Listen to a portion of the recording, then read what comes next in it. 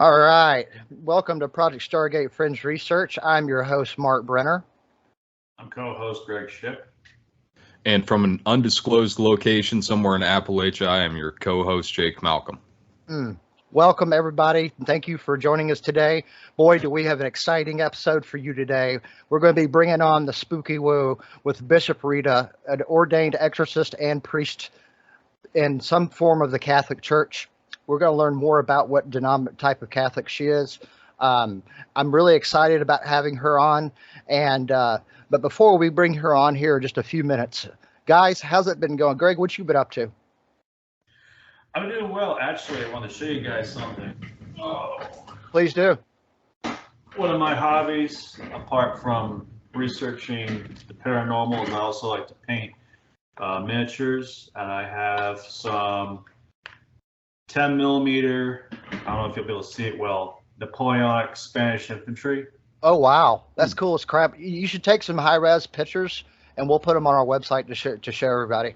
Yeah, I just got to get some little flags on the stand bearers, but I'll be done with these. Yeah, I've seen Jake. One time he came over before he moved. He came over to hang out. He used to come over. We'd hang out all night, just literally all night. And he brought his. It was actually the night you met my mother-in-law, Greg. Yeah. It was a while back. But he brought some D&D. He painted some D&D figures. He does all that stuff. He's great. I got one right here. It's half painted, unfortunately. Do you do that under a microscope then? Or magnifying glass, I guess? I'm kind of cheap to get a magnifying glass. I do want to get one at some point, but usually just under a very strong light. This is WizKid miniatures. Wow, that's beautiful. I love the stunning detail on the horse, especially in his armor. That is just I wish our listeners could see this, but I guess those of us watching on YouTube can see it. I love WizKid's miniatures. They're really good. Very well detailed. Well, you are a WizKid, sir. You are a WizKid. Well, thank you. Greg, sometime you and I will have to talk outside of this. I'm moving right now, but after I get settled, I've got a 3D printer and I can hook you up, man. If you need anything, just send me the files and I'll take care of it. Wow. I appreciate that. Thank you. You got it, man. That's cool as crap, man. Thank you. So, Jake, how about you? How's your week been? How's work going? How's the band? How's all that stuff floating around? Work's good, man. Just figured out I'm kind of putting together a new band. I think we talked about that. So that's going good. We got pretty much the whole band together now, just thinking about practice. Moving in a couple weeks, so all that stuff's kind of on the back burner while I'm doing that. And other than that, just living the normal life, enjoying the heat out there by the pool, that kind of stuff. You ain't kidding. It is absolutely freaking stifling outside, man. Just stifling. But anyway, I'm glad you guys are doing well. I'm super pumped about tonight. Tonight's guest her name is Bishop Rita Strigala, and she was ordained as a reverend in 2017 and ordained a bishop in April of 2022. She is also the chief exorcist through the Confraternity of St. Michael the Archangel, the Sacred Order of Exorcists, and chief exorcist of the Celtic Cross Communion International. And one of her mottos is, "Hey, Satan, read the end of the book, you lose." She's also an accomplished paranormal investigator as well. Before she got into her ministry, it's my understanding that she did some stuff before that. So she's got a lot of experience. I've had the honor to have several wonderful conversations with Bishop Rita, and really thankful that she's going to be here. And we're going to talk about exorcism, demonology, and paranormal investigating through her ministry. And also, I want her to talk about her ministry and how she's able to help other people. And at the end of the day, I think that's one of the most important things, besides learning, rather. I think that helping families who are under oppression or possession because let's face it, guys, the world's nuts right now. And a lot of experts in this field of demonology are warning that demonic oppression and possession is on the rise. So this is going to be a great show. Absolutely. Let's do it. But anyway, without further ado, let's go ahead and let's bring Bishop RIta on. We're going to go ahead and bring her on real quick. Let me go ahead and just send her a quick invite into this conversation.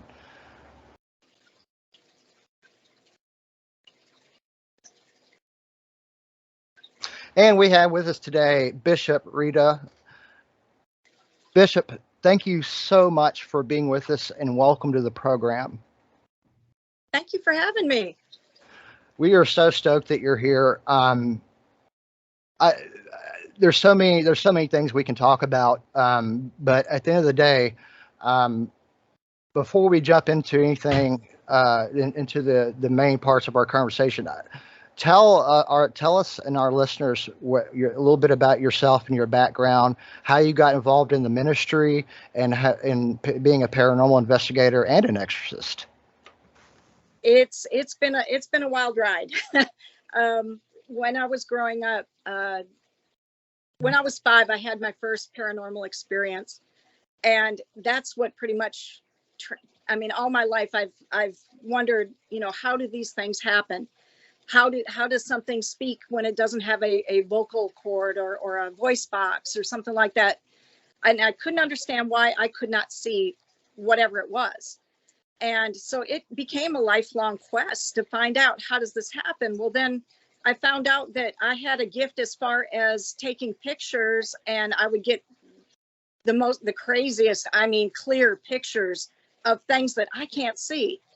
And that became another burning quest. It's like, why can my camera see this, but I can't? And so that pretty much is what propelled my journey my whole life. And then when I turned 50, things started to change rapidly for me. I had paranormal groups since I was 16. I've literally been the head of paranormal groups since then. Wow. And when I got to be 50 years old, something just started changing drastically. And it felt like whatever was pushing me at this point, you ever get to a point where you feel like you've seen it all, you've done it all kind of thing? In some aspects. Yeah. And it happens in different scenarios and stuff like that. Of course, none of them are exactly the same, obviously, but you've, had this happen before, but in another setting or whatever. And it's kind of like, well, is that it? That's all there is, kind of thing. Don't ever ask that. Don't ever ask that. It was right after that things started going downhill as far as going towards the dark side. And that is something I strove to stay away from my entire life. If I thought that a case had something that was demonic, possibly demonic, I would go out of my way to find someone that could help those people, because I was not qualified to do that. And I didn't want to do that. Neither am I. Yeah, I wanted to stay as far away from that as possible. But it became very clear that it was like, this is the direction we want you to go in. And I'm like, no, I don't want to do that. And I knew the Lord was pushing me, that this is what he wanted my calling to be. And I'm like, Lord, I don't want to do it. I don't want to do it. He started putting me in situations that, like, we never got another haunted house after that. It was like all going progressively downhill. People thought they were in a haunted house, but they had like somebody that had a possession, or there was demonic items in the house that had to be taken care of. It was all going in that direction. And it bothered me. It scared me. I'm not going to lie. I didn't want anything to do with that. And I kept saying, Lord, I don't want to do this. Please don't push me in this direction. But it was odd, because it seemed like every case we had that was like that, at the end, something inexplicable would happen. And it would be like a giant, see, I got your back, kind of thing. And it's like, Right. And it's like, okay, yeah, you got my back, but I still don't want to do this. And honestly, it took him a good year. He was so patient with me. It took him a year to get me to actually accept my calling. And the things he had me go through during that time were just incredible. I mean, literally, like the first thing that we saw, he started us out with the best of the best. And one case we had was a police officer who was a 24-year veteran of a Marine. And he came back, and he's now a police officer. And he had something going on in his house, and he could hear it. He recorded it, and it scared the heck out of him. And so he called us to come down there, and that what he ended up having at that time was actually the stairway to heaven. There was a huge portal over that whole neighborhood. And he had the best of the best there. He had angels in there. And basically one of his battle buddies that had gotten killed was the gatekeeper, basically, type thing. And they would go through his house. It was so odd.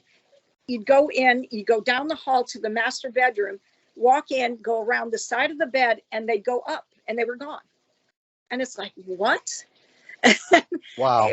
It was insane. Yeah, it was crazy. And I remember the girl that helps me do these.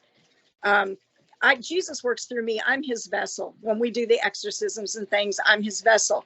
She is St. Michael's vessel.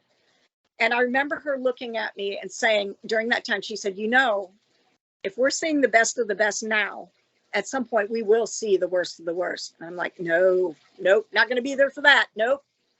Famous last words. So, let me, if you don't mind, I want to ask you a quick question now, because this is our first time covering demonology or possession or anything like that. Mm-hmm. For our listeners or those of us who aren't as familiar with some of these terms connected to demonology and exorcism and whatnot, what's the difference between infestation, oppression, and possession? Could you explain the difference between those three terms so people can have a better understanding? Yeah. People generally become oppressed. Some let's see. There's other terms that are used for it, but it's basically they become I can't think of the dang word. I'm sorry. It's okay. Take your time.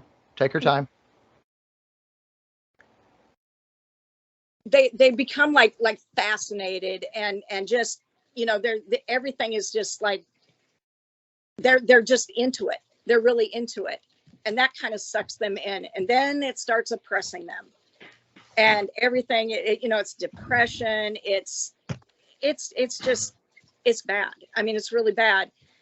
And then if nothing is done about that, it can be attachments. It can be, everything is just oppressing. It's crazy. But they can go into possess mode at that point. When they get into the possession point, they basically have no control over themselves. At any point, that entity can take them over, basically push them aside, or some people say it feels like they've been put to sleep. Some people, when they say they've been pushed aside, they can see everything that it's making them do, but they can't control it. They can't stop it. And they're along for the ride. And that's the worst of it, because it can hurt you. It can make you hurt yourself. It can kill you. It can make you kill yourself. So there's really the three steps, and I'm so sorry. I don't know why I'm blanking out on that first word, but that's okay. It'll come back to you. It'll come back to you when you least expect it, probably. When we get done, I'm sure it will. Yeah. So do you consider? Let me ask you this. Before, you were actually about to get to you've covered. Okay, so you've covered you said more commonly, there's the oppression where you have more so it's like an oppressive, and then maybe there's some paranormal activity sometimes involved. What kind of activity have you and your clients seen during a possession or oppression case? Oppression works more like an attachment kind of a thing, where you do have some of your faculties about you and that kind of thing, but they go into like a depression a lot of times, and it's like it's not actually in them yet. It's not taken them over yet, but it's working on them. It makes everything dark. It makes everything, it'll bring about your worst fears, your worst, things that bother you, that make you sad, that make you unhappy. It's getting you to that point where it can actually take you over. It's weakening you to take you over. And I've seen, oh my gosh, I've seen so much.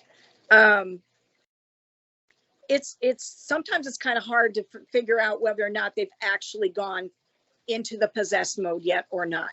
A lot of times with the actual possessed, they will lose track of time, or they won't remember things. People will tell them, well, you did this and you did that, and you have no memory of it, have time lapses, that kind of a thing.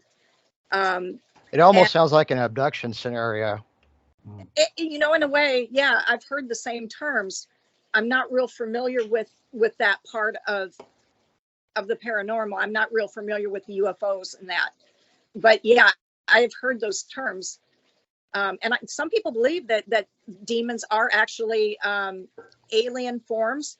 I don't know. I mean, I don't believe that. I believe, basically what the Bible says. And so but I don't know. I mean, that could be both. They could have, I think that's what we're dealing with at the end of the day. I think that we're seeing a combination. I think a lot of this UFO stuff, and I have good reason to believe this. But I think a lot of this UFO stuff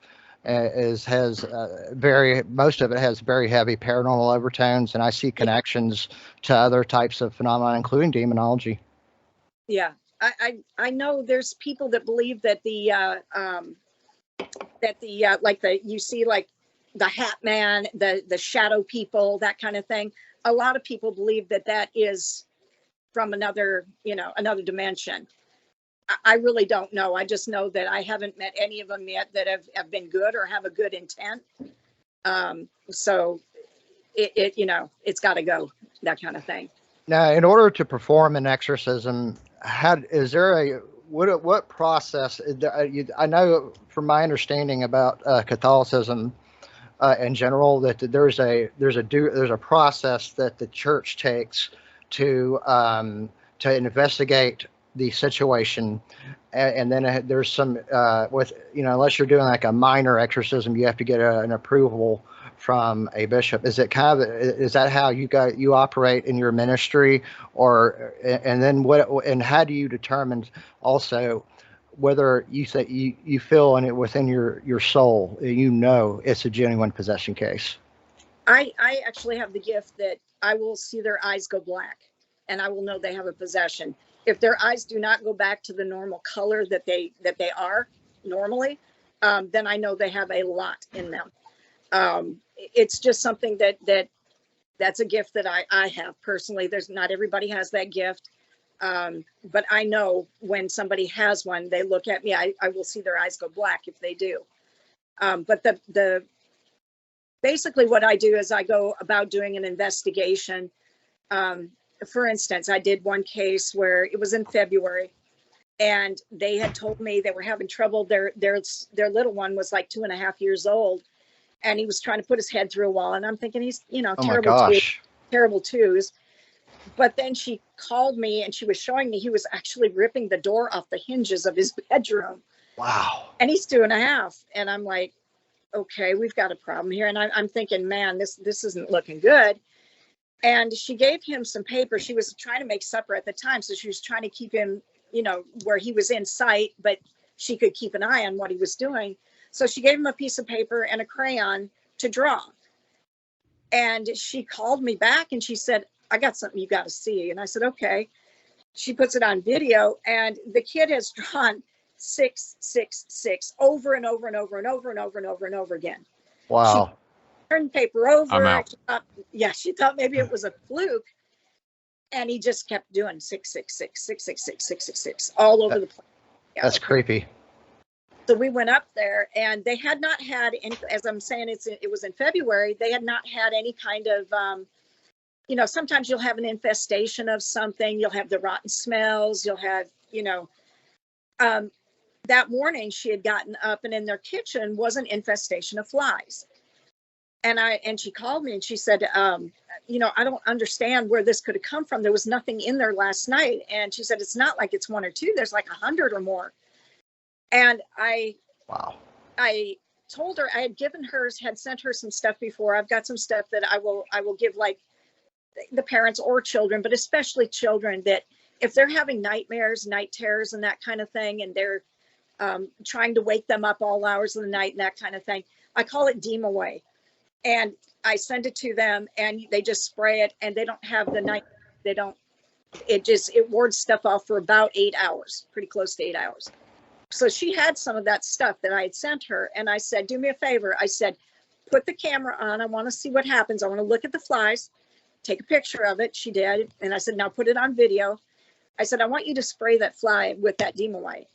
She did. And I swear, as God is my witness, that fly melted into the floor. Wow. It melted into the floor. I've sprayed ordinary flies with it just to see what would happen before. And of course, they're just mad and buzz off. But yeah, they melted into the floor. Actually have a picture of it. That's powerful. Wow. Yeah. Yeah. We went up there and then that turned out to be exactly what we thought it would be either. Got up there and here we're having to do an exorcism on a 2.5-year-old. And it was weird because I saw it. I knew, I didn't know it was coming, but I knew something was coming. And as I watched, the little boy, he turned and he cut his eyes over to his mama, who was sitting right over here to my side. She was just sitting on the floor watching, and it jumped into her. And so it was on, and she's a fighter. Wow. So it was on. But I looked over there because she had been drawing. She had just been trying to keep him calm and that. And I had another priest was with me, and he was the one that was working with the 2.5-year-old. And I looked over at her, and something just, I'd seen him cut his eyes over, and I thought it just was unsettling. And I was watching her, and she was writing, but she wasn't looking at the paper. And I'm like, what's going on here? So I turn and I look over, and she is writing in Latin the word death backwards, morte, over and over. Wow. And over again backwards. And I said, yeah, we've got a problem. Holy crap. Do you care if we squeeze in a little Q&A with Jake and Greg? No, not at all. Okay. Jake, I want to let you kick it off. I'll let you guys, I'll give you the floor. Sure. So, do you use that type of, drawing and such as that? I've seen that used before to kind of coax out whether there might be some type of subconscious demonic activity. Is that the reason why you had them drawing, or was that just something that to calm the child down? That was just something that would calm mom down. Sure. She liked to write. She's a very good artist, and so Okay.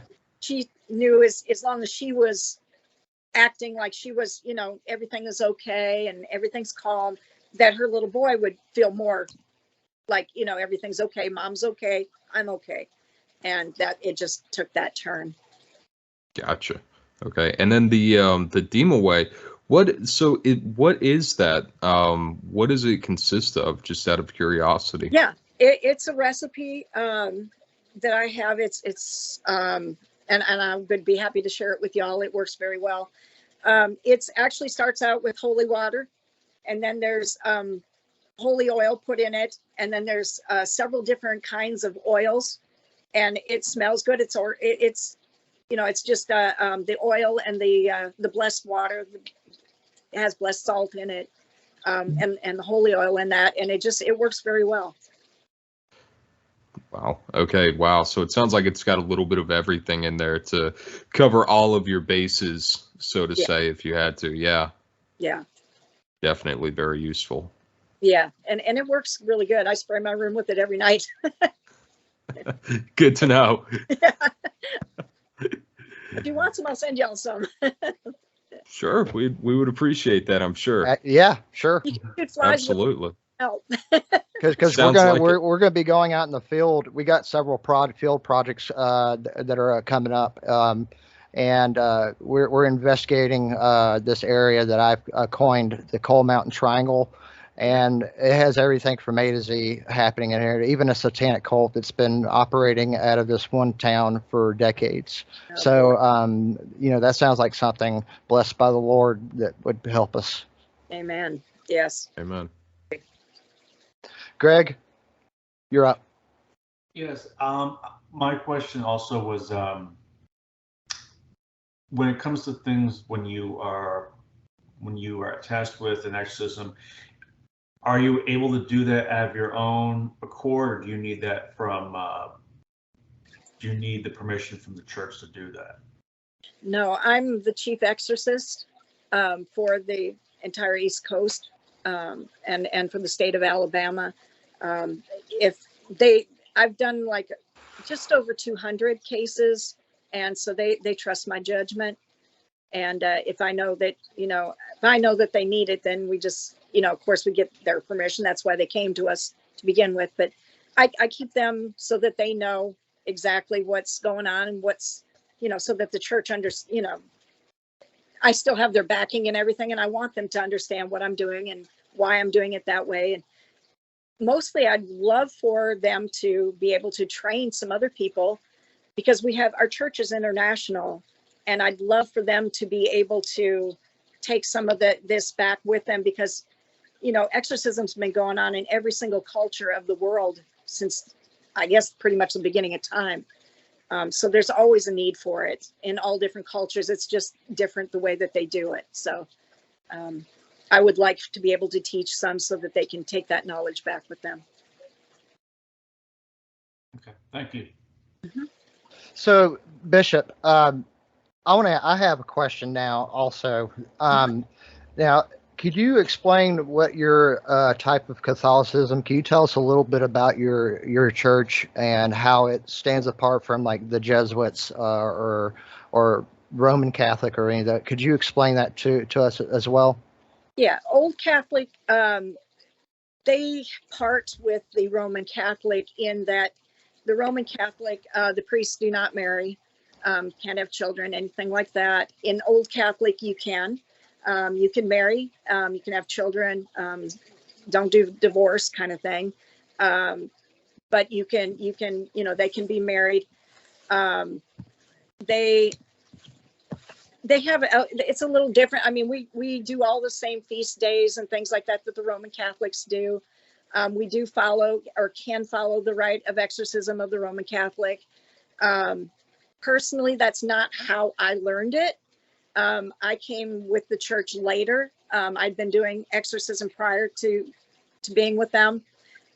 So, I mean, I can do it both ways, but it's more natural for me to do it more of a kind of a charismatic type. I've seen things happen. One of the priests that I was mentoring me, he had been a shaman, and fifth generation shaman, and he just had it in his heart that he wanted to be a priest. And honestly, tried to talk him. It felt like that's what he was supposed to be. And once he did join and become a priest, he had a hard time marrying the two. He knew how he used to do exorcism in the Cherokee way, as a shaman, and he was very strong at that. But as a priest, he was struggling with the Catholic rite, and he would get so frustrated because he couldn't get it to tell him their name. And for me, what I've found is that I don't want to know their name. I don't need to know their name. I don't believe they tell you the right name anyway. I believe they're telling me, Bubba, who's bigger and higher up over here, that's my name. Yeah, now you've called him in. So I just, I'm more comfortable doing the charismatic. I can do the Roman Catholic rite if need be.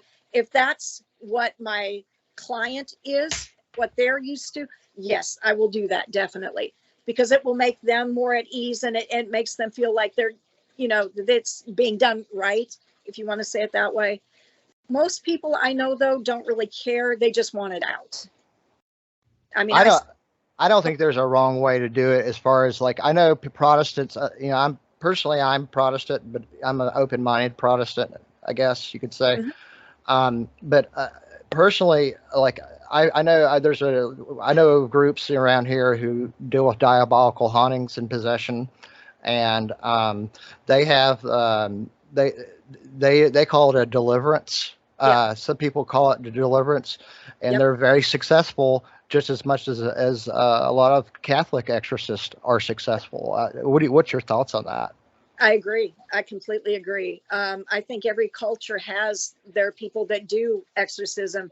And I think one of the reasons why it is so, the people that are used to doing it and that they trust, and that why they are so successful, is because the person that is possessed, that is in that culture, for instance, I remember one that I was called into who did not believe in Jesus. They don't believe in Jesus, or they didn't. They were Cherokee, and they did not believe in the Christian way. So therefore, she wouldn't respond basically to, it's like that. Why would I call on him? I don't believe that he was anything but a nice man, kind of thing. So it kind of gets you, wondering. It's like, well, if they don't believe in Jesus, how is this going to work? Because I'm calling upon him to come in, and so it can be tricky, but it's to work within what they're comfortable with. I mean, I call on Jesus, don't get me wrong. Every single exorcism I do and have ever done, I call on Father God, I call on Jesus. But to do things in a different way, instead of the Catholic rite, so to speak, they couldn't understand that. And it didn't mean anything to them. They don't, calling in the saints and that sort of thing, it just didn't mean anything to them. But we got the job done. But I feel like once you go within whatever culture that they are familiar with, you're going to have an easier, more successful time of getting it done. Yeah, it's interesting you said that. A lot of really successful groups that I've heard of. There's one, like I said, there's one local, and I believe they're called Interlight Paranormal. They actually, they have I think they had last I heard years ago, they had like a nurse, they had a Baptist minister, they had a Native American medicine woman, and I think maybe I want to say there was an electrician and a police officer also. Mm-hmm. They had a pretty good the pretty all-star team, That's awesome. And a nurse too. I don't know if I mentioned that, but there's a medical professional of some kind. Do you have it? Is your outfit kind of like that in any way, or do you consult doctor? Do you ever consult doctors for the mental illness part, or the possibility of it all being mental illness? Yes, absolutely. Yeah. If it's something that I really feel is paranormal, is demonic, that kind of thing, and that they do have a possession, they will need to get a psych eval, just so that we know that there's not other things going on, schizophrenia, that there's, the whole dissociate disorders, that kind of thing. Because, and it's not that I won't do one on someone like that. It's just that I need to know that is also there, because the demonic can also imitate that. And they can also, that actually makes it easier for them to get in. Or they can cause the mental illness itself. I mean, you can be dealing with, but I think that's actually pretty common. Yep. Yeah. And it's almost like an open doorway. It's like a weakness that they exploit. And so, yeah, in fact, there's very few people that don't have something going on. I don't say everybody's, has those exact problems, but there's been people that I've done that have taken a bad fall, hit their head, and they're a wide open channel. They don't know how to shut it down. Everything's going through them at all times. There's that kind of thing. There's on the autistic spectrum, it's amazing how they all interlock so easily, and how any weakness, the demon's going to exploit. That's what they do. So you just have to be very mindful of that. And if you know what is up front before you go into it, you can better prepare and deal with it. Absolutely. Amen to that. We're getting towards the bottom of the first segment, but before we go to break, I just wanted to ask you also, Do you people? I've heard of a few. I've studied one of the many aspects of the paranormal I study is parapsychology. Uh-huh. I'm actually quite fascinated with parapsychology in general.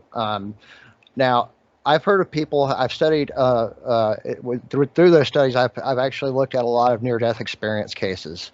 Yes. Because my uncle, when I was about 8 years old, told me about a near-death experience he had that was so amazing, and it fundamentally changed his life. But I've heard of situations where people have multiple near-death experiences, I've had, or and then when they come back, they have some sort of attachment to them. Or have you heard of a situation like that? And you were going to say, I believe you were going to say you had one as well, I've correct? had 2 near-death experiences. Um, it just, it, I hadn't really heard about that. I mean, I've heard more. I haven't really heard of them coming back with an attachment from that. I have definitely heard of people coming back from astral travel, and will have attachments and will bring back, which sometimes is what I kind of wonder if that isn't where shadow people come from, but that's just me. The plateau. So that's, but yeah, I had not heard that other about the near death experience once coming back with an attachment. It could happen, I guess. I just didn't, I wasn't aware.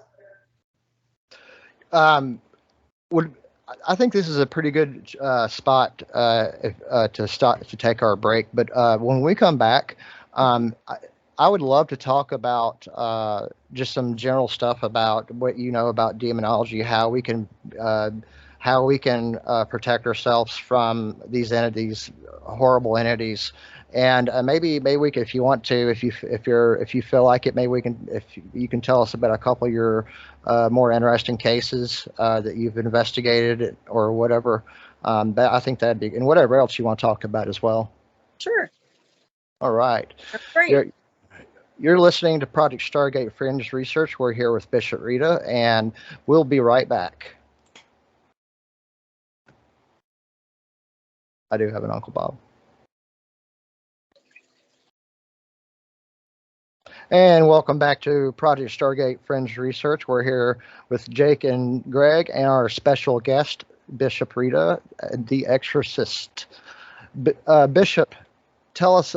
Before we went to break. We were talking about a little bit about demonology, and you've investigated a lot of cases and you've performed a lot of exorcisms. How many exorcisms are you at liberty to say you've done? And also tell us about some of your cases, both with and without possession involved. Okay. I haven't actually counted. It's somewhere in the neighborhood of 200 that I've done. That's been over a 7-year period. One year we were doing just about 2 exorcisms per week. And it got to the point where it was just taking down a lot of my energy. It was taking me longer and longer to come back from it. So kind of backed off a little bit from that. It was hard. It was a hard year to do that. But it really, I saw a lot of different kinds of cases and things. That, like I said, there's no 2 are ever the same. Learned a lot, still learning every single day. I really believe that if you really do get to the point where you think you know it all, that's when you're in big trouble. None of us knows it all, not at all. So I had a case. This was during the pandemic. Happened in 2019, I believe it was, and I think it was in June or July. It was in a summer month, and there was I was, every now and then I will get I will hear something from my guide that will let me know that there's something coming up, something that I need to check into, somebody that needs help, that kind of thing. And it happened to be that it was a certain graveyard that had a lot of Confederate soldiers and that were buried there, but they were not at rest. And I was asking my guide, well, what's the problem? Why won't they go? Are they being held there? And there were a few of them. There was a very negative presence that was there that was trapping some of them, but some of them just didn't want to go. And I said, why don't they want to go? Why would they want to hang out? Why would you want to stay here when you could go be with your loved ones? And it was told to me that they felt very unappreciated, that they were actually thrown in a mass grave somewhere else. They put up like a headstone for them in this cemetery, but they weren't actually buried there. And they just felt like they were unappreciated. And the way that it was handled, they didn't actually get a funeral service. And so I thought, well, I'm going to go rectify that. So I got Colleen and I. Colleen is the senior sensitive on my team. She's the one that can see them. She sees the demons just as well as she sees you or I. Same solid form. Can tell you exactly what they look like, what they're doing. Me, I can feel what they're doing to the person that's possessed. I can feel like if they're putting talons into their stomach or something like that, they're having trouble with, and that kind of thing. So I more feel it. She sees it. And so with the two of us, we pretty much have the big picture. So we went down to this cemetery. It's in Alabama, and it was during the pandemic. There was not a lot of people out in that, and I had planned. I was going to give them a proper service, a proper funeral service, so that they could go on. So first we went down there. As I was leaving the house, I had my cleanse kit. We always do Holy Communion prior to doing any kind of, anything that's, has to do with the demonic anywhere. We always do Holy Communion prior. And so I had my cleanse kit. I had my communion kit, my traveling altar, and that kind of thing. And as I was walking out the door, I also had some medals. I had from different wars, conflicts, and that I used to collect. And my dad was in the military, so I had some medals and that, and I was going to take them along. And as I'm walking out the door, because of course I've got like my arms full of everything, and I'm thinking, what am I going to put these medals in?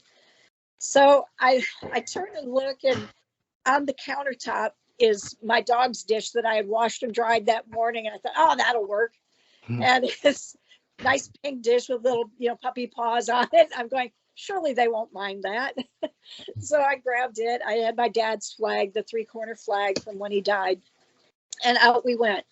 We get to the cemetery, beautiful day, just absolutely gorgeous. Blue sky. Just couldn't have asked for a nicer day. I walk into the cemetery, and there is somebody had carved this most beautiful cross. It was about 6 foot tall, and it just had RIP inscribed on it. And I thought, this is the perfect place. This is where we're going to do the service. So do you mind if I share a photograph of that? No, please do. Please do. I'm gonna pull these photos up real quick on the screen for those of you watching us on YouTube. You can. I'm going to go ahead and share these pictures, and for those of you listening, Miss Rita will also kind of give you an idea of what we're talking about as she has. So, is this the cross you were talking about? Yes, that's the cross, and that's my dad's flag down there at the foot of it. And then I put I put the traveling altar thing on the crossbar of the cross. And I started doing a funeral service for them, a military funeral service for them, and went through the whole thing. It was beautiful service. It really was. I bet it was. That's very humbling. Oh, I took the dog dish, and I've got it in one of the other photos, but I took it and I put it on top of the cross itself. I think I see it. In it. And before I did the service, I blessed those medals, and I asked Jesus to bless the medals. And after the service, I asked each of them to come by and please take one of the medals that they had more than earned it. And as they came by, I was playing taps. I had taps play on my phone, and I was saluting them the entire time until taps ended. At that point, I took my camera and I just took some pictures around, and this is one of them. And you will see, if you look close, there is a white glow coming out of that dog dish. where the blessed metals were. I believe Oh, I wow. believe I can see that actually. It does appear like that there's some kind of an like illuminating anomaly of some kind Yes. emanating from that dog dish. Yeah. And for those of you listening only, we're looking at a beautiful, as she said, we're looking at a very very pretty carved wooden cross, and she put some of her dad's medals and folded a flag, and it's a beautiful beautiful sight. And on the top, the doggy dish she was talking about does appear to be emanating some sort of glowing anomaly. Which would it be okay if I posted this on our website, on our Facebook page for Sure. our listeners? Absolutely. I'm going to do that whenever here later tonight. I appreciate that. But anyway, go ahead, continue, please. Okay, so I've had people that have looked at it and have said like, and I love, that's what I love sharing about the pictures, and that is because people have different ideas about what it might be. What I thought it was, Jesus is the light, and he put his blessing on those metals. That was what came to me. But another person said that they thought that it was actually the gratitude that was being shown by the soldiers that were taking those medals, which could be. And yet another person said that in the war, they had dogs in the wars as well. And that with it being in that dog dish, that may have been, that they appreciated that I don't know. I mean, your guess is as good as mine. But that was awesome. It was so unexpected. And then I took another picture towards the back of the cemetery, and there was nothing reflective at all in this place. It's just regular tombstones and a lot of grass and trees and a gravel road. And in the back is a glowing figure. Right Oh, there. wow. Right there in the middle. And it looks like it looks like a humanoid figure, no doubt in my mind. I thought that Yes. was some type of headstone or monument that someone had placed there. Wow. If you'll show them the close up of it, you'll see you'll actually see the foot. Oh, wow. It looks Wow. like Wow. a robe or something like that.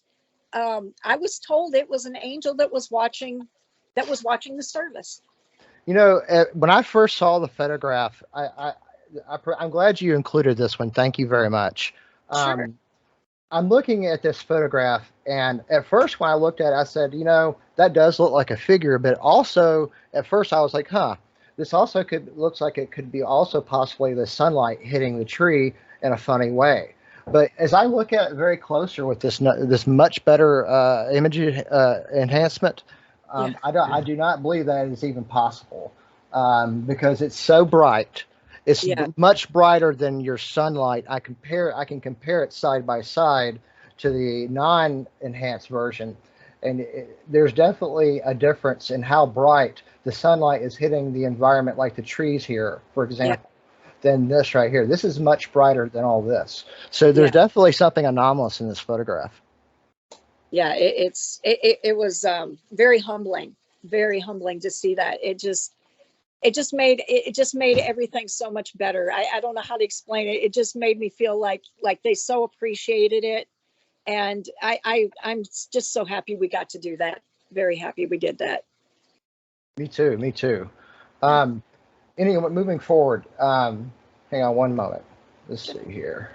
I'm going to stop screen sharing for the moment. Now, how did you? So, do you think that case had a successful resolution? Do you think that had a successful resolution? Okay, that's really good to know, because I was listening to Art Bell years ago, and he had Father Malachi Martin on. Yep. Is one of his 8 or 9 interviews he did with him, and I've listened to all of them several times. But they were in one episode. They had a parapsychologist on board with the conversation as well. A guy who, actually, he was involved with Project Stargate. Actually, he wasn't a parapsychologist. I misspoke that, but he was involved with Project Stargate. Are you familiar with that? I have heard of it. Yes. Okay, so the remote viewing program, spy program. So him and Father Malachi Martin was talking about about clairvoyance and this area, this note that they call the plateau. Have you heard that term, number one? And number two, do you think that maybe that might be like fourth dimensional time space or something like that, where our body would first pass through after death or out of body? I'm not sure. I'm kind of on the fence about it. I don't really know. I really don't. I haven't really studied that. I believe there's different dimensions and things like that. I guess I'm just more of a simple person. I just, I know what I see and what I feel and what my guides tell me and what I've seen, and that I'm not really sure. What's one of the worst cases cases of possession you've seen? The absolute worst one I have seen has held up as a number 10 all this time. And I hope I never get another one worse than that. It was really bad. It was a young Marine that had come back. He had been blown up over in Iraq. He had suffered awful wounds. He ended up having to have a pacemaker put in. But he was about 32-ish years old, maybe 34, something like that at the time. And another group from Tennessee had sent me an email one morning and wanted to know if they could refer this case to me. That they're paranormal group, but they don't handle anything that's demonic, which I absolutely respect that. I really do. That was me for years and years and years. I mean, That's us too, by the way. Yeah, if it's not something you feel comfortable with, don't try it. It's not worth it. This case was the most violent case that I've ever been in, ever had. And he was telling me about that they had asked, the couple had lived down in Birmingham, Alabama, and they wanted them to come to their house and they said, well, let's see if it's really them or not, because the wife was saying that she thought her husband was possessed. And they said, well, I'll tell you what, why don't, we live in Tennessee, you guys live in Birmingham, why don't we meet in Huntsville, somewhere in the middle-ish, and we'll do an interview with you and see what happens. If nothing is coming out or emanating or something like that, then maybe it's your house is really just haunted. That wasn't the case at all. They got there, and first thing that happens is they get their equipment set up and everything. They're going to record their interview with the guy and of course all their equipment just went dead. The batteries just sucked dry. Electronic interference. Yep. Big time. Yes. And then this entity that was in him was kind of like trying to be a jokester, constantly going, "You want to see a trick? You want to see a trick?" And they kept saying, "No, no."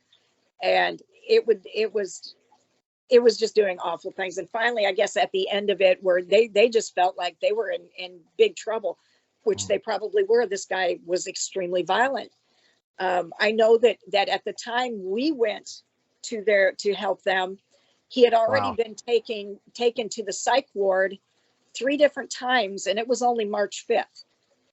So since January to March, he'd been taken, and it's taken anywhere from 6 to 8 officers to get him in a car each time. And it was extremely brutal. Superhuman strength. Yes. When they left, when he just decided he would give them a show, when they decided that it was time for them to leave, because they were scared, and rightfully so, because he could have really hurt them bad. And the entity that was in him took him and threw him head first into the air conditioning system in the hotel room. Oh my gosh. Oh yeah. Massive head bleeding, this awful. And did anybody witness this? They tried to get it on tape, but they witnessed it personally and they attested to it. But as far as getting it on tape or that, it had drained all of their stuff, even their phones and everything. So they could not get it on that. Now, I got some of that. And what happened was I spoke to his wife, and she sent some explicit stuff that she had taped I still have one of them that he's sound asleep. He's actually snoring, lightly snoring, and the voices are just coming out of him. He's totally comatose, but the voices are coming out and talking to her and telling her things, calling her the daughter of God and this kind of thing as mocking. So Man. I knew before I ever met these people, I knew in fact, I told my guide, I said, if I take this case, I said, this is going to change my life forever, isn't it? And she said, yes. And I knew it. I just knew that this was going to be one for the ages. And it was, and I asked how many people was I going to need on this investigation to be able to control him if he went into possessed mode. A lot of times they don't. You go in and, try to interview them and they try to lay low or lay dormant, make you think that they're not really there. Not this one. Oh, he loved to show out. And my guide said anywhere from eight or more would be good, but no less than 8 people. Do you mind if I interject real quick? Something. This is something that I don't know if you're familiar with, but I wanted to add to this. I know, being an Army veteran myself, and I've heard I know of soldiers and Marines and sailors and airmen that come home from the Middle East from combat or being stationed over there sometimes. They've never had any kind of paranormal phenomenon going on in their life whatsoever. And then when they come home, all of a sudden they're having poltergeist outbreaks and this and that's going on. A hypothesis I have is that in that region of the world, there's these demonic entities called the jinn, that people call the jinn. Yep. I wonder if this was the jinn. It's possible. I know on a different case I had, the husband was deployed. He came home for about a 10-day stay and then went back, and they had a fire demon that is basically called an Ifrit, and that was and I believe it came back with him from over there, and we had to banish it. Their house actually caught on fire before they called me. And there was a fire demon in there, and we had to get rid of it, banish it. But I believe it came back with him. I didn't mean to interrupt you. I just wanted to add that fact in. That does happen. I've heard of a lot of instances, but please continue. Okay. The gentleman does and still does have PTSD really bad. It's and I don't know how you couldn't in that environment, honestly. But anyway, so we got there to the house, and I actually ended up having I think it was 10 people with, and which was good. The only problem was 2 of them had never been to anything before, and I normally would never bring somebody into a situation like that. But honestly, we needed the strength, and I learned a lot from this one. Trust me, that this was like one of the first ones I did. So I made mistakes. I've readily admit it. I mean, I can see that now. We got everything. Everything. Praise God, by the grace of God, worked out in the end. But it was horrific. So we get there, and the wife is sitting out on the steps, and I hear this unholy, ungodly screaming in the house. And I walked up and I said, what's going on? And she said, he went into this. She just kind of called it, this, what you're hearing 30 minutes ago, kind of laughed and smiled and said, this isn't going to go well for them. He locked himself in the bathroom with a knife and was screaming at the top of his lungs in Latin. Oh my God! With a knife, he was armed. Oh yes. It was a 6-inch blade. And as we walked into the house, he was putting that blade through the bathroom door. He did it 13 times. And screaming, guttural, snarling, you name it. I mean, just the most ungodly noises you've ever heard. I made sure that everybody got everything out of the kitchen, like knives, forks, anything that he could use as another weapon, hoping we'd get this one away from him. And you know, I had one of the people said, well, how are we going to get him out of the bathroom? I have this chair that I use when I know it's going to be something that's extreme, that has chains on it, and that I call it, oh, Sparky, in jest. But it's, you know, so that we don't get killed, literally. And he said, how are we going to get him out of the bathroom and get him into the chair? And I just looked at him and I said, you know what? I said, I'm not really sure. I haven't had one this severe before. I said, but I promise you I will. And sure enough, we got him to come out. And I think I told you that Jesus works through me. St. Michael works through Colleen. And St. Michael had fought this particular demon before. When I explained this to Colleen about this case, she said, he's fought him before. And I said, well, I don't know. You know, I have no idea. And she said, no, he's telling me he has fought him before. And I thought, oh, great. Okay. So once he came out, he was doing this where he was throwing the knife hand to hand, pointing it at me and, you know, saying, you need to get while you can, you need to go now. And I said, you need you need to put that knife down. You don't need that. You know that. He took that knife and he threw it into the floor, which was a wood floor, and it embedded about 3 inches in. And that's unbelievable. It was just crazy. He was taking cigarettes and putting them out on his skin and never flinched, never anything. He put one out on his tongue. One of the craziest things that happened though was he was standing there and he went into the kitchen to go get something. I don't know what it was. I ran over and I had to put my camera down. I had to grab that knife with both hands, rock it back and forth over and over before I could get it out. And I threw it out the front door. Wow. He came back in there, saw that his knife was gone. He looked at me and he said, you took my apparati. And I just looked at him, didn't say anything. And he said, that's all right. I'll make one. He turned around, put his hand in a fist, put it through a picture in the wall in the hallway, and had these huge shards of glass from it. He was barefoot and he was walking over that. He turned and he looked at Colleen, who was staring at him the whole time because Michael was staring at him the whole time. He looked at him, and I swear to God, I have this on tape. He said, he looked at her and he said, Michael. He said, you want to do this again? He said, I will whip you. There was nobody in that house in the physical named Michael. He saw St. Michael there. Wow.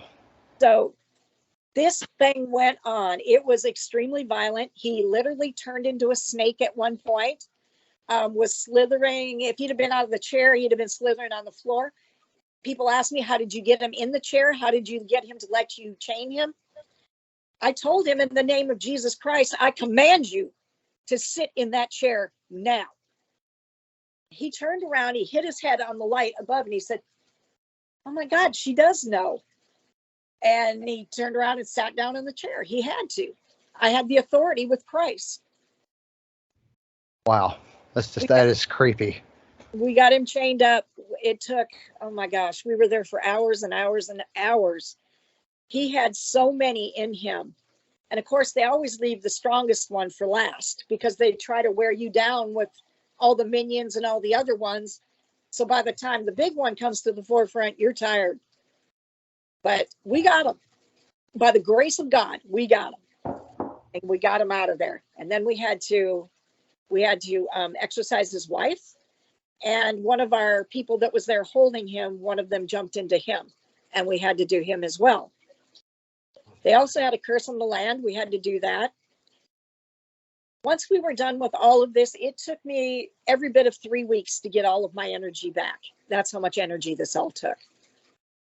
And how many sessions did you go through with this gentleman? Well, he had 3 Legion in him.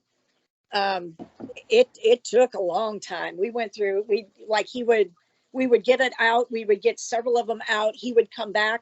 In fact, it was over 2 hours before I actually met the man himself instead of the demons. And then he would go back into possessed mode of different demons, different mannerisms, different languages. It took a really long time, but by the grace of God, we got it done. Wow, that's chilling. That's chilling and humbling at the same time to me. It was very humbling. It sure was. Do you let's do a little Q&A here with the guys. Greg, would you kick it off? Well, I know that it took a lot out of you, but my question is, and I'm sure I would like to ask a lot of people who do exorcisms, there has to be some sort of mental scarring from all of this. Is there a time where you have to sit down and talk to someone about what it is that you do and the toll it's taken on you? I've talked to a lot of priests, stuff like that. I have not spoken to like a medical person, just because a lot of, I don't want to say a lot of them, the ones I've known, let's say, they're not open to, they would never believe that a person was possessed. They believe that they have, having some kind of a psychosis or whatever. And he did have problems. He had PTSD. He absolutely did. And he did have dissociative disorder as well. Unfortunately, some of those personalities in him kind of liked the demons, and would emulate them at times as well. But they did not have the strength that demon had. But yeah, it does. It comes back at the oddest times when you're not expecting it. You'll have a memory or something like that. Like, for instance, I don't ever watch horror shows. I don't ever watch stuff like that, because those demons, they're smart. I don't care what anybody says. These things, most of them are very smart, and they know what bothers you. They'll watch you. They'll watch your mannerisms. They know what scares you, and they'll use it against you. They'll use everything against you. And unfortunately, the people that they're in, they've got all their memory banks. They know what bothers them, what scares them, and that. It's horrible what they do to these people. It really is. But yeah, it does take a toll. I'm not going to lie. It really does. Good question.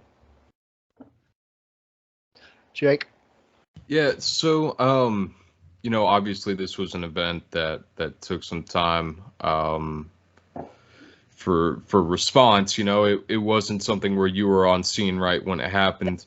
Just a little, what should someone do in the event that help isn't right around the corner, or help isn't just up the street at the church? Which precautions should people take while they wait? Well, it's hard to, because you never know which one it's going to be that's going to come through or whatever. I told the wife, she'd been dealing with it for over a year and a half. She felt like she knew how to handle these demons. She would never be confrontational to them. She liked to, if they were angry or whatever, she would get them to talking, it's almost like that they had pride in themselves, that they wanted to boast about what they can do and that kind of thing. And I would always caution her, don't believe what they say. They're the father of lies, Amen. So you don't believe what they say. I understand why she's doing it, and that's the way she, would be able to preserve herself. What I was concerned for were the kids in the house. Get the kids out of there. Get them out. They don't need to see this. When we bring him back to his, to his self, those kids are still going to be afraid, because everything that's happened, they have his physical image in mind, and they don't understand that it's something else you can't see that was making him do this. And so I was very, very worried about the kids, and I was thankful she took them to her mother's house, and they stayed there. It was about 3 weeks before we could get down there to him. We had such a backlog at that time. But I would just tell her, if he's getting violent or something like that, do what you've done before. Call the police, have them put into the psych ward for another week. Let them do their evals on him, and that. At least they have restraints and stuff. He's not going to be hurt you. Some of the tapes, and I mean, she would tape when she would talk to, when it was talking to her about things. And I mean, just to hear, you know, a lot of times they're sent to like the dry places in the Bible. You send them to the dry places. I send them to the foot of the cross, so Jesus can decide where he wants them to go and what he wants to do with them.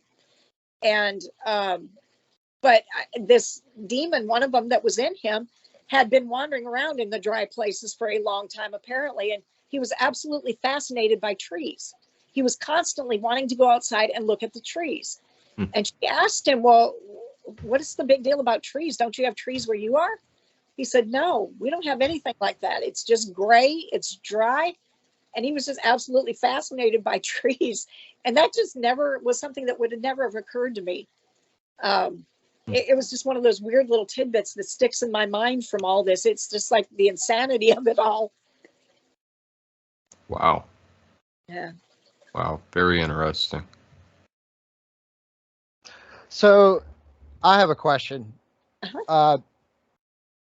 What are, give us a little bit, tell us a little bit about a phenomenon that's associated with oppression and possession. Well, I mean, a lot of, there's actually times where the person that you have is not in, you know, not a possession. It's just an angry spirit. It's somebody that passed over that was human at one time, and this is the way they were in life, and they're just mean and you know, crotchety, and they were thinking that it was, you know, a demon, but it wasn't a demon. And there's a big difference. One of the ways you can tell is a spirit, a human spirit, for them to lift or throw something more than 3 to 5 pounds max is way too much energy for them to expend. That's about the limit you're going to get, 3 to 5 pounds max. When it's a demon, I mean, they can throw a 500-pound couch through the wall and never break a sweat.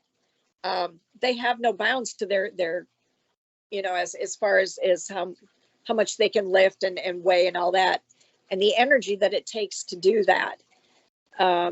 That's been, you know, a few times with that. You're really wondering, are you dealing with a possessed person here? But it, you know, again, when I would work with these people, I didn't see the eyes go black, and it's never failed to work for me. So it was kind of, you know, I'd look at them thinking, well, man, they're sure acting that way, or they sure thought they were. But in the end, it wasn't. It was not a possession at all. It was just an angry spirit, and dispelled it from their house, and they were fine. Wow. What is there a difference between a demon and a fallen angel? To me, it's the same thing. Because a lot of there's a lot of Christian philosophy goes both ways on that. Yeah. I've heard theories, all kinds of interesting theories. I tend to lean towards what you believe as well. That the demons are in fact just simple matter of fallen angels. Yeah. And I think that there may be many different types of them in leagues and what. And my understanding about a little bit of what I've learned about demonology, they're in all kinds of cultures. They've embedded themselves in many different cultures. Absolutely. There's one, the movie The Exorcist. Yep. The entity was called Pazuzu. There is a real entity called Pazuzu, and that statue is real. Just to give an example. But they've embedded themselves in all different kinds of cultures, it seems. In the Middle East, you know, I think they're called the jinn. Yep, they are. They are. And also never, ever say a demon's name out loud, ever. It works like a summoning. So don't ever, if anybody, you know, oh, I did this one, that one. No. You don't ever say it out loud. But that attracts them to you? It's kind of like a summoning. Yeah. It's like, you called, here I am. Yeah. Oh, wow. Yeah. Yep. Don't need anything. No. No. So yeah, don't ever. And in fact, a lot of times on my Facebook page. I've got a lot of people that like to hear about the cases or whatever, read about them. And so I will, because my memory is not as great, I'm getting older. So when I do a case, a lot of times, of course, I change the names and that kind of thing, but I will put, if it was a remarkable kind of case for whatever reason, I will go ahead and write it up in that, and I'll put it out there because I ask people, my prayer warriors, to pray when we're going into a case. And then of course, when we're done, they want to know, well, how did, what happened? So that I will go ahead and I will post it on there. And it's amazing even just to go back and to reread over them, because there's been so many I've forgotten. It's like, oh wow, I forgot about this one. They're all different. They all have different characteristics to it. But as you say, they do. Every culture has their own set of demons and basically and what they call them and how they handle it, different ways to expel them. It's really interesting. It really is, because there's so many different ways. And people say, well, if you don't do the Catholic rite of exorcism, you'll never get a demon out. That's not true. They were expelling demons out of people well before there was a Catholic religion. So that's, I'm not saying it doesn't work. I'm just saying that, there are different cultures and things that I believe work better for whoever it is that's possessed. That's very interesting. Very interesting. And it kind of makes sense what you're saying a little bit, because you hear about different cultures, performing exorcisms, and they might call it something a little bit different, or they might call it an exorcism, but the result seems to be the same. Exactly. Yes. It's very interesting. Yeah. In addition to being an exorcist, what else? Is there anything else you do with your ministry? What else do you like to do? Are you into? I'm actually a white light healer as well. I started out doing Reiki, became a Reiki master in 2015, and I still use the healing. But the whole time I was doing it, I kept I kept thinking, but why can't I just do this with Jesus? He uses me as his vessel. Why can't I just ask him to use me to help others in that way? And there's like different symbols and things like that you use with Reiki. When I ask Jesus for, that healing to give to someone else, basically, I can feel when he's with me. He's with me right now. We're talking about him. He's right here. I can feel him. He's got a vibration of all his own. It's very deep, it doesn't feel like anything else that I've felt. And I can literally feel when he steps into me when I do one of these exorcisms. And it's just, I just know he's there. And I thought, well, I can feel him. He helps me do these exorcisms. Why can't we heal these people too? And so I started, asking him to put his white light, push it through me so that I could be the physical conduit to that person. And we do that. And it's, to be able to take someone's pain from them, is what a gift that is. That's some of our most horrible moments while we're here on earth, is the pain that we have to go through associated with, emotional or physical.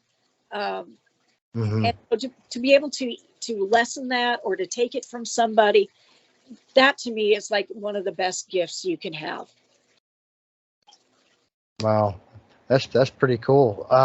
Do you conduct mass normally? Do you ever conduct mass, or? Yes. And is that done on what days do you conduct mass on? Now, I do this. What I do, I don't have a church a physical church that I call people into.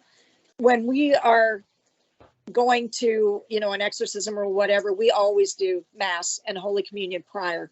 And it's always, I go to the people. I do what Jesus did. I go to the people. And, my group that's going to be there, whatever, and I ask the family if they'd like to join in. And we have mass, and I do it right there at their house or wherever it is we're having to do the exorcism at. Wow. Have you written a book yet? Actually I did, but this was before I became an exorcist. This is when things were starting to turn, and it was pushing me in that direction that I didn't want to go. And I remember I moved home to take care of my parents. I lived in South Georgia for 10 years. I came back home to Alabama to take care of my mom and dad as they were getting elderly and needed more help. And I remember I got here in March, and this is funny because I tried writing a book when I was in South Georgia, and I couldn't do it to save my life. It just wouldn't come together. And it was just like, yeah, I'm not meant to do this. I got here and it's like, I need to write some of this stuff down. I did a 21 chapter book in 3 months time. Oh, wow. And Dang. I still don't know where chapter 8 came from because I'm really not good at physics. It was like, wow, it blew my mind. And it's like, why couldn't I do this when I was down there? And this was all part of the year that it took me to accept my calling. I came down to the part of getting it published, and all of a sudden it hit me. I knew why he made me write that book. He was trying to show me how far I had come, because it literally started out with when I was 5 and had that experience, and how everything had progressed to where I was that day, that time. And I thought, oh my gosh. So it wasn't, it can be published, but it was, to me, it was like, I can't believe it. He made me write that whole book just to show me how far I'd come, to give me some confidence. That's what I lacked. I did not want to step into this calling. Number one, I was scared to death of it. But number two, I just, I didn't have the confidence. Even though I'd had groups since I was 16, I did not have, groups that went out to find the demonic and take care of them. So it was a big deal to me. But that was part of my year that he just, it was like at the end of it, it's like, see, I got your back. And it's like, oh my gosh. So, Wow. yeah, I have written a book. I just haven't published it. I've got one final question for you. But also, Jake and Greg, if either one of you guys have something else for her, please jump in. If y'all need to jump in, do either one of you need to jump in real quick? I'm good. I'm good. All my questions have been answered. So here's what I got. So we kind of briefly talked about earlier. I think we kind of briefly mentioned a little bit about UFOs and the idea of aliens or extraterrestrials. Do you believe that in the possibility of life outside of our planet somewhere, or even across another dimension? And then B, do you think that they're going to them coming to Earth and doing these things that people are reporting that are akin to torture, basically, and other horrible things? Do you think that this is against God's will if that's happening? It's a big question.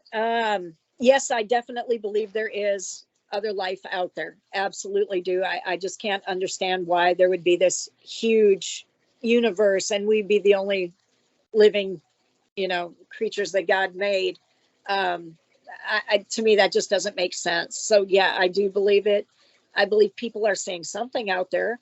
I actually had a UFO experience. The one and only time was like 2 years ago.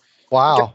During the day. And I looked up and I went, what the heck is that? And I was on my way to work and I couldn't for the life of me figure it out. And I say that it was UFO, and that, to me it wasn't unidentified. I'm not saying it was alien. I just don't know. I don't live far from Redstone Arsenal, so I know the government puts all kind of stuff out there that we have no idea about. Was it something like that? It could have been. I just don't know, but I know it definitely got my attention, and I definitely believe that there is that there are aliens. I do believe that. As far as what they do, I've often wondered, I've heard the same thing you have about, them kidnapping people and doing experiments on them and stuff like that. And I wonder, I don't really follow it close enough, so I don't know, maybe have there ever been reports of people that have been say that they've been abducted or whatever, that had a pleasant experience. So so yes and no. Yeah. Okay. Most of the ones I have researched have ended up the same way. It might start out as a pleasant experience, but when they go under really, really deep regression, they recall something else that are other things that akin to rape, torture, mutilation, and psychological abuse. Yeah, that's And not. Yeah, that's. I don't know. I'd had people ask me before, well, do you think that they will come and take over because mankind's run amok and all this stuff? I said, no, Jesus is coming. If they come, that's on their own agenda. But I believe, God's sending them for that? No. I just don't. I don't have any kind of proof of that or anything. But yeah, the things I've heard, I don't know. I mean, I've heard people say too that they have like no emotions, that they have no, apathy at all for what they're doing to the people, or they don't, not even an ounce of it. Yeah, and to me that almost sounds demonic. I mean, because that's what the demonic do too. They try to hurt you. They try to annihilate you.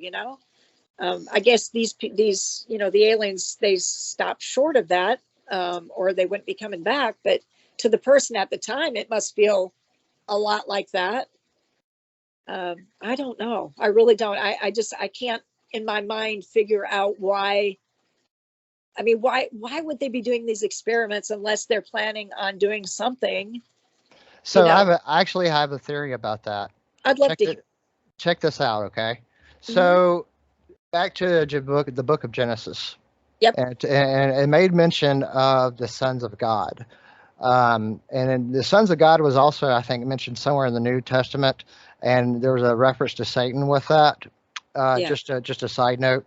But at any rate, it talks about the sons of God lusting after the women of the earth, and this and that happened, and then these giant beings they called the Nephilim was supposedly the product of something, some kind of union of something and women. Yeah. That's something in theology, but kind of makes sense. But what I think might be happening is that this group of ETs that are operating in a very clandestine manner, like an intelligence agency would, kind of. Okay. They do these things to people, and I'm an experiencer myself. I've had some kind of experience. I have some conscious recollection. Anyway, I think that what they might be doing is they might be in cahoots with these fallen entities, these fallen angels, and that maybe they're trying to recreate what happened back in the days of Noah before the flood. That's interesting. That's so, really. I'm sorry. Go ahead, Jacob. Go ahead. Oh, there was a delay there. I'm sorry. So is that the book of Enoch that you're talking about? Is that the book? I thought I've heard that story before. I think I have not read the book of. I'm going to let Rita answer that here in a second, but I don't think it is. I think it's I could have gotten that completely wrong. I think they talk about it in the book of Enoch. Rita? Yeah. Honestly, I haven't read it either. I'm just being honest. I haven't read it. I know Enoch's mentioned in Genesis, isn't he? Right. Yes, it is. And I know that's, the story of how he was kicked out of, SA was kicked out of heaven, and that they were thrown down to earth, and that's really interesting. That's really interesting. I never heard that before, but that actually, that's thought provoking. It really is. This is just part of the culmination of over 19 years of research. And including some of my own personal experiences. There's a lot of parapsychological phenomenon associated with UFOs and the so-called abduction scenario, including electronic interference and EMF spikes, and as well as telepathy. Usually, when I had a experience with these entities that they call the Greys, when I was very little, they didn't communicate with me verbally, but they instead projected. It's like they were kind of projecting ideas in my head, like "come with us" or "do this" or "do that." They didn't seem like they were very to the point, very simple. It's like they're not very intelligent. They're just like maybe they're just some kind of biological android programmed for a specific job or purpose to interact with mankind and do horrible things. Now, do you believe that there are aliens living on Earth, or just come to Earth, or what do you believe personally? I don't know. I really don't know what to think about the idea of aliens living here. It's possible. I'm open to the idea. I haven't really given it any. I've been so wrapped up with the other aspects of the paranormal that I have not really had the chance to really dig into that. But there's a lot of colleagues that have been on my show that seem to think that it's going on in some degree. I had Betty and Barney Hill's niece, Kathleen Martin. We had 2 interviews with her, Wow. and yeah, I think it seems like that either her or this other guest I had that she's friends with, I think, told me that might be going on in some degree. And then they certainly talk about it on a lot of these documentary shows, and people have written books all about it. There's also these entities now. I think the Greys, like I said, I think that there's 2 kinds. There's the short ones, and then there's some taller ones. The taller ones seem to have, from what I've never encountered them that I can recall per se. Mm-hmm. But what I understand that they're actually are fairly intelligent, the tall ones, but the small ones are kind of like, it's like they have no navel, and this is from the words of Daryl Sims, the alien hunter. They have no navel.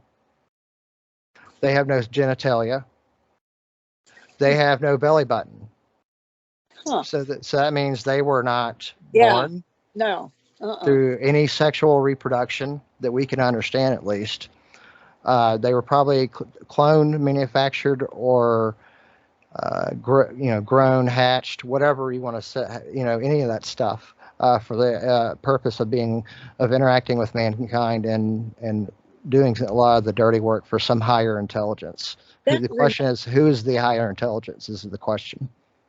That reminds me, we had a case, and it's the only one I can remember right off the top of my head, where there were, Colleen saw aliens there. And that was the first time she'd ever said something like that. She said, they are so tall. And I said, what are they doing here? And she said, I don't know, but they're here. And it's really weird because we had a camera, different cameras in different rooms, had it rolling. She went into the master bedroom and was calling on the angels to come in. And I swear, and I can send you the video. It's a very short video. This thing comes out of the ceiling, comes down, and just about touches Colleen on the shoulder and gone. And when you slow that down frame by frame, it looks like a spaceship. I don't know what else to say. Wow, that's fascinating. It's bizarre. I can send that to you so you can see it. It's crazy. Yeah, please do. The first time I ever seen anything like that. Does Colleen, your friend Colleen, does she do interviews? Does she ever do interviews or anything like that? She might, as long as she would not want to be on camera, but she would probably do like a voice one. Wow, we'd be really interested in talking to her. What do you guys think? Absolutely. Definitely. I'll ask her about it. But yeah, that was crazy. That was a crazy. That is insane. There's a lot of the other thing. I'll add to that. Like I said earlier, there's a lot of the whole UFO and alien thing, or interdimensional entity. I think they're interdimensional entities of some kind, to be honest with you, specifically, because if they're from another galaxy, they would have to transcend time and space to get here. That's the only way I can think of that they could, bending time, space, and all that fun stuff.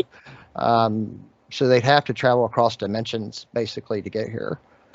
Well, let me ask you: Do you think time warps are Is that something? Is that an alien phenomena?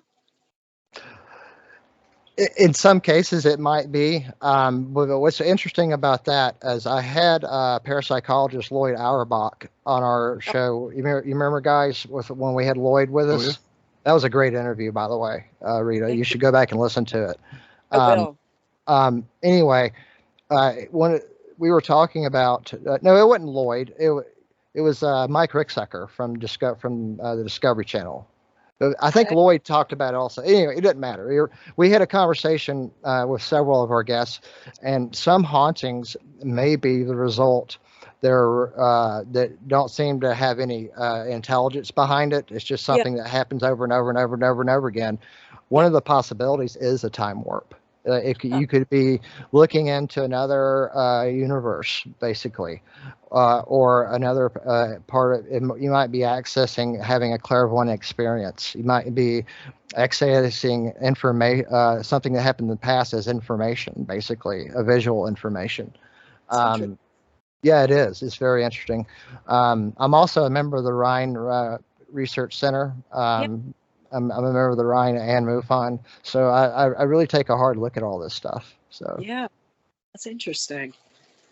do you have a website do you have a website up right now, or are you putting one up? I'm putting one up. Yeah, I had one for the longest time and ended up getting so overwhelmed that I had taken it down just so we could get caught up with everything and that. So I mean, people can reach me through Facebook. I would like to share real quick things they can do to keep the bad stuff out of their house. I think that's a great way to end the show. Let's do that. Okay. It's so much easier to take care of this prior to getting something in than it takes a lot more to get them out. But there's things that you can do that will make it less hospitable for them, and they won't really want to stick around. I say weekly, go through your house with either incense or white sage. Just cleanse the house that way. It'll take any kind of negative energy. It will take any kind of residual energy, that kind of stuff, and it'll just get it out. And you just want to make sure you open either a window or a door. Start at the other end of the house of where you've opened that window or door, and just move everything towards it. And just take and cleanse it out just once a week, because attachments and things like that, you get that everywhere you go. You can get that every time you go to Walmart. I get that. So they're everywhere. They're on other people. They may think you're more hospitable. They can jump on you. A lot of times bad moods and things like that can be because of something like that. So it's just easy if you can cleanse out your house like once a week. You'll really feel it's a lot lighter. Once you get used to it, you'll feel the difference in when it's getting heavy with negativity and stuff like that. Also, another good thing is to keep the clutter in your house down to a minimum. We all have stuff. Don't get me wrong. And I'm glad you can't see my love seat over here in the room right now. I was cleaning the room and there's a bunch of stuff on it. But the clutter, it actually, to the demonic, it indicates that that's also the way your mind is. And so to them, they perceive it as a weakness. And so that's where they will start to try to drill towards is, your mind and stuff like that, because the clutter and that's just what it means to them. They can hide. It's chaos. That's something that they love, is chaos. That's what they try to create. That makes total sense. So it's good if you can cut down on the clutter and just, have your house in order. It means it's also your state of mind is in order then. So that's helpful. Every single house I've ever been in to do an exorcism, even do investigations, that kind of thing, is dark. Keep your house light. Keep it airy. Open up the shades. Open the curtains up. They love the darkness. That's where they dwell. Don't give them that. They don't like light. So if you can keep it light in there and that it's a huge help. They don't have so many places that they can hide then. So that's a huge help right there. Another thing is, and I can't stress this enough. Tell people in your house that you live with, tell them you love them. Tell them that a lot. Laugh a lot, dance a lot. It raises the vibration. When you tell someone you love them, it raises your vibration and it raises theirs. It makes them happy. Demons don't like happy. They're down on the lowest level of the universe. Their vibration. That's where they like to be, and that's where they want you.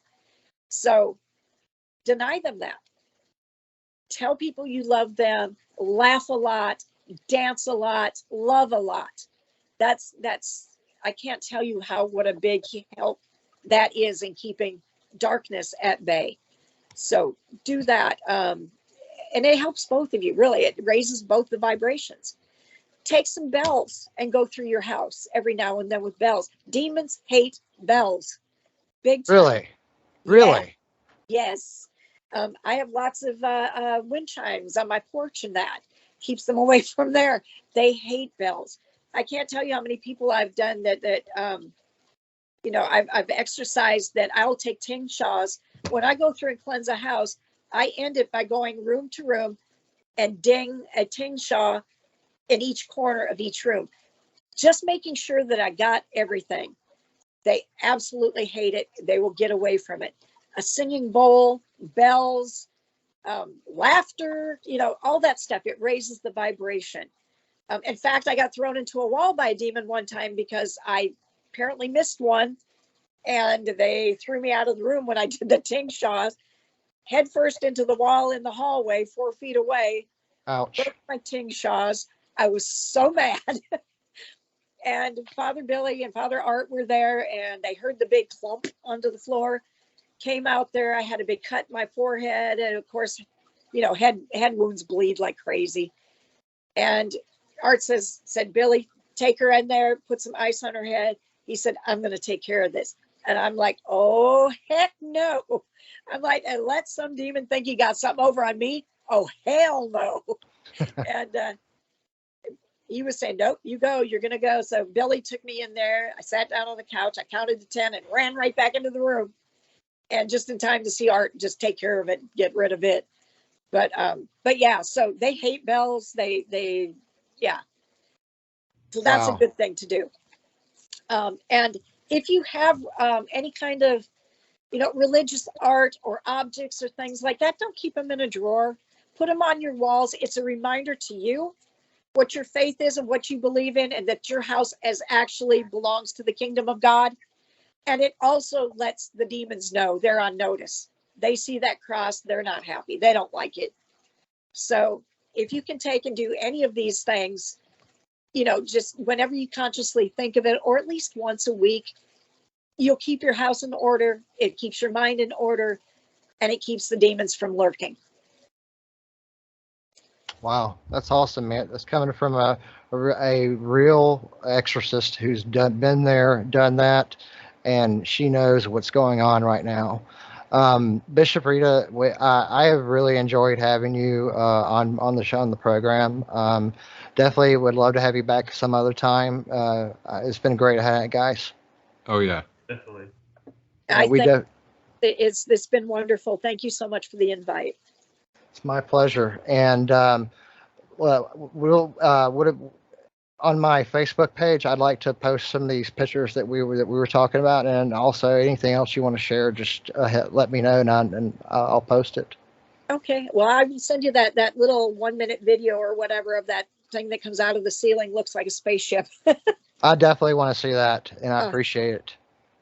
My pleasure. Thank you. Also, thank you, Jake and Greg, for being with me again, as always. And thank you, all of you, for listening. Please remember, if you enjoyed this video, please hit the like and subscribe button. It would help us out a lot. Please, right down below. And thank you for listening to Project Stargate Fringe Research. We will see you again next week. Good night.